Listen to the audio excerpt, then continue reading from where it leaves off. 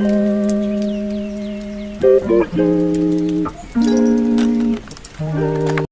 वालेकुम। उम्मीद है आप सब खैरियत से होंगे, ठीक ठाक होंगे। Welcome back to another video of my YouTube channel. Subscribe to my channel if you haven't yet. और फिर चलते हैं आज की वीडियो की तरफ। So in today's video I am going to guide you about how to prepare an MD-CAT physics. सबसे पहले तो मैं ये क्लियर कर दूँ कि MD-CAT की फ़िज़िक्स इतनी मुश्किल है नहीं जितनी आप लोग समझते हैं और जितना उसे एग्जैजरेट किया जाता है, इतनी मुश्किल नहीं है।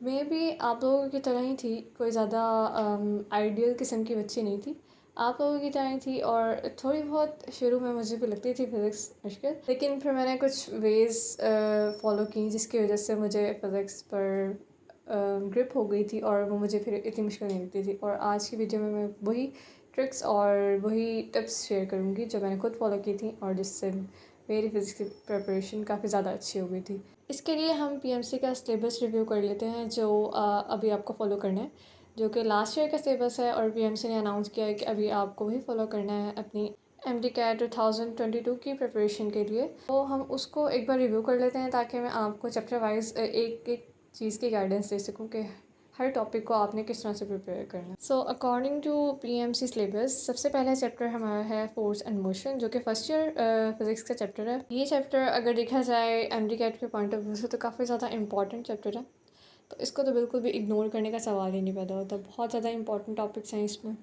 मतलब मेजर फर्स्ट ईयर का कह दिया जाए चैप्टर या फोर्स एंड मोशन है या वेव्स है। इन दोनों चैप्टर को बिल्कुल भी इग्नोर नहीं करना और इनके कंसेप्ट आपने बहुत ज़्यादा अच्छी तरह से क्लियर करना है। अब इस चैप्टर में सबसे पहले जैसे कि displacement, velocity, acceleration topics given है। इनकी आपने सिर्फ डेफिनेशंस, SI यूनिट्स और फार्मूलाज देख लेने हैं। बस बुक से एक बार इन्हें रीड कर लेना है, आपके ये टॉपिक्स प्रिपेयर हो जाएंगे।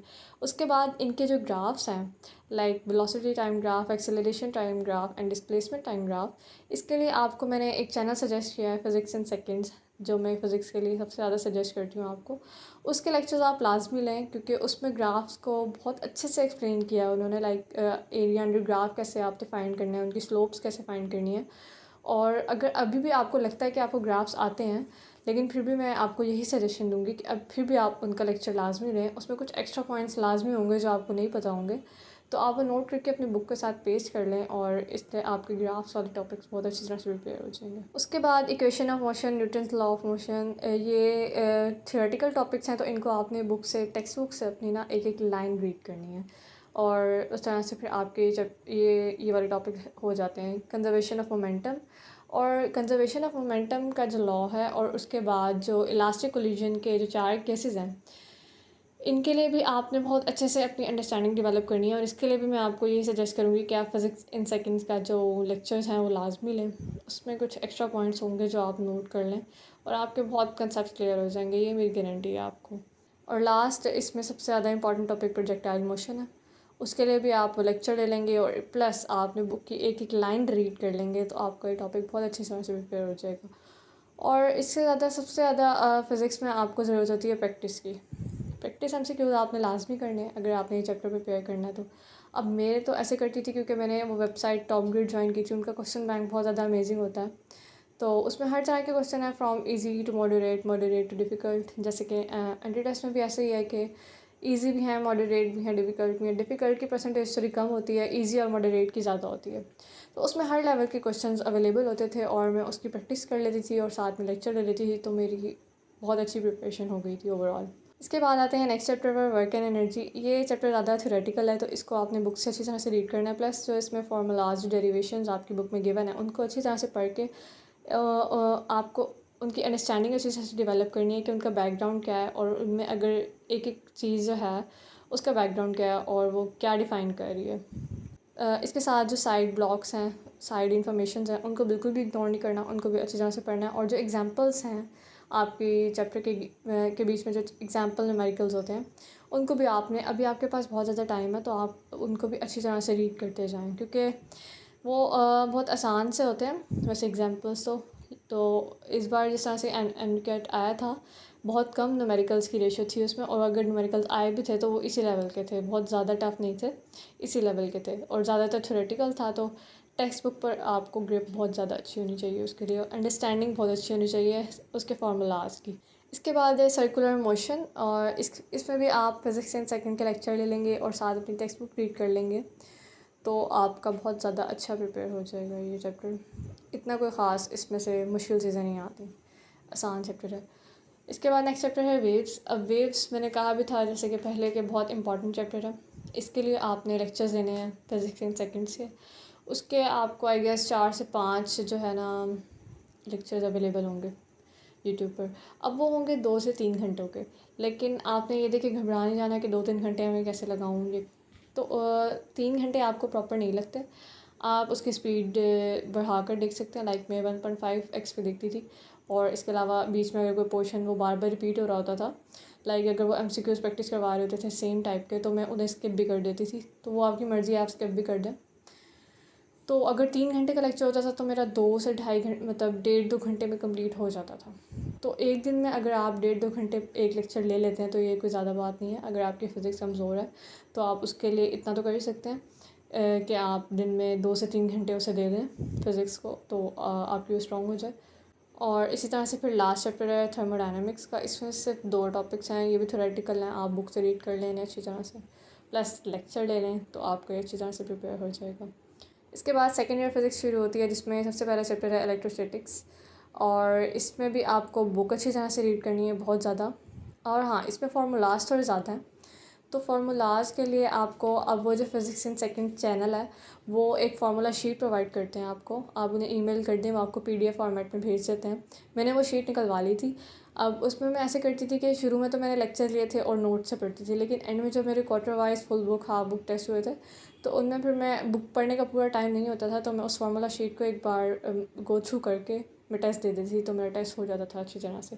बहुत अच्छी शीट है, उसमें ग्राफ्स को फार्मूलाज को बहुत अच्छे से कंपाइल किया हुआ है उन्होंने, तो वो आपके बहुत काम आएगी। उसे आप लाजमी निकलवा के अपने पास रखें। उसके बाद इलेक्ट्रोमैग्नेटिज़्म और इलेक्ट्रोमैग्नेटिक इंडक्शन। अब इन चैप्टर्स में बहुत ज़्यादा बच्चों को मसला होता है और राइट हैंड रूल वगैरह अप्लाई करने में, तो उसमें लेक्चर्स उनके बहुत कमाल हैं, वो आप लें। यकीनन आपको समझ आ जाएंगे बहुत अच्छी तरह से, और आप बार बार अपने हाथों से अप्लाई करके देखें उन्हें। और इसके अलावा जो है आप प्रैक्टिस MCQs बहुत ज़्यादा करें अगर आपको ये चैप्टर वीक लगते हैं तो। बाकी फार्मूलाज 3-4 ही हैं उसमें, तो वो आपको आ ही जाएंगे। और बाकी रूल अप्लाई करना आपको अच्छी तरह से आना चाहिए। उसके लिए आप प्रैक्टिस MCQs करें, वो आप कहीं से भी कर लें। लाइक प्रैक्टिस आप किप्स प्रैक्टिस बुक से कर लें, या फिर अगर आप टॉप ग्रेड की सब्सक्रिप्शन बाय कर रहे हैं तो वो तो बहुत ज़्यादा अमेजिंग बात हो जाएगी, क्योंकि उनके क्वेश्चन बैंक में बहुत अच्छे तरीके से हर टॉपिक के क्वेश्चन अवेलेबल हैं। अच्छा, एक चैप्टर हमारे पीछे रह गया, करंट इलेक्ट्रिसिटी। इस चैप्टर में मुझे यकीन है कि आप लोगों में से भी बहुत सारे बच्चों को प्रॉब्लम होता होगा, मुझे बहुत ज़्यादा होता था प्रॉब्लम इसमें।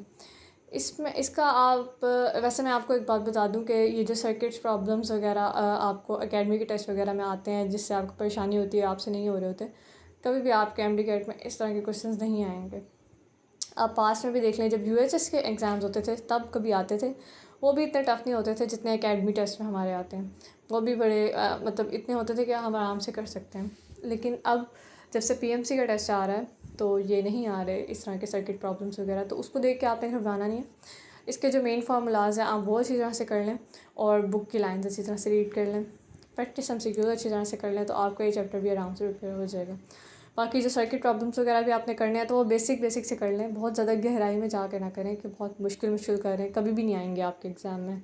उसके बाद इलेक्ट्रॉनिक्स चैप्टर है, इसमें सिर्फ आपको रेक्टिफिकेशन का टॉपिक करना है, वो तो बहुत ही आसान है, half wave and full wave rectification. तो ये आपका आराम से एक दिन में या 2 दिन में हो सकता है अगर आप लेक्चर से लेते हैं और बुक को एक बार रीड कर लेते हैं, आपको ये आराम से हो जाता है। थोड़े बहुत MCQs प्रैक्टिस कर लें, इसमें से ज़्यादा आते भी नहीं हैं, 1-2 MCQs आएंगे, वो भी बड़े बेसिक लेवल के आएंगे। अब जो लास्ट 3 चैप्टर्स हैं सेकेंड ईयर के, modern physics, atomic spectra and nuclear physics, ये सिर्फ थ्योरेटिकल चैप्टर्स हैं। इसको आप बुक से अच्छी तरह से रीड करें, साइड के इन्फॉर्मेशंस बहुत अच्छी तरह से रीड करें, ख़ास तौर पे न्यूक्लियर फिज़िक्स वाले चैप्टर में बहुत अच्छी तरह से, जो उसके साइड टेबल्स हैं उनको भी याद करने की कोशिश करें। वो जो रेडियो एक्टिविटी, वो जो लास्ट में आपके टॉपिक्स होंगे, तो उनको आप अच्छी तरह से याद करें, क्योंकि वो उसकी वैल्यूज़ भी आ जाती हैं। काफ़ी ज़्यादा टेस्टों में इस बार आई हुई थी, तो वो आप उसकी वैल्यूज़ भी अच्छी तरह से याद कर लें। और बाकी ये थ्योरेटिकल है, आपको ये समझ आ जाएंगे बुक से पढ़ के अच्छी तरह से। अगर फिर भी आपको कोई मसला हो तो आप इसका यूट्यूब पर लेक्चर ले सकते हैं। इसके अलावा जो फार्मूला शीट है उसमें मेन फार्मूलाज ना इसके दिए हुए होंगे, वो भी आप देख लेंगे तो आपका ये तीनों चैप्टर अच्छी तरह से प्रिपेयर हो जाएंगे। तो फिज़िक्स में आपको रट्टा नहीं लगाना, एक एक लाइन की आपको अंडरस्टैंडिंग डेवलप करनी है और कंसेप्ट क्लियर करने हैं। कंसेप्ट आपके क्लियर होना बहुत ज़रूरी है अगर आप फिज़िक्स को पिक अप करना चाहते हैं और उसमें अच्छा स्कोर करना चाहते हैं। तो so that's all about today's video. अगर अभी भी आपको कोई भी प्रॉब्लम हो तो आप मुझसे कमेंट्स में पूछ सकते हैं या आप मुझसे फेसबुक पर डायरेक्ट कॉन्टैक्ट कर सकते हैं। फिज़िक्स से रिलेटेड अगर आपको इस वीडियो के बाद भी कोई प्रॉब्लम्स हैं तो आप मुझसे डिस्कस कर सकते हैं। मैं कोशिश करूँगी कि मैं आपकी प्रॉब्लम्स को सॉल्व करने के लिए जो मुझसे हो सकता है मैं करूँ। बाकी आप लोग अपना ख्याल रखिएगा, मिलते हैं नेक्स्ट वीडियो में। अल्लाह हाफ़िज़।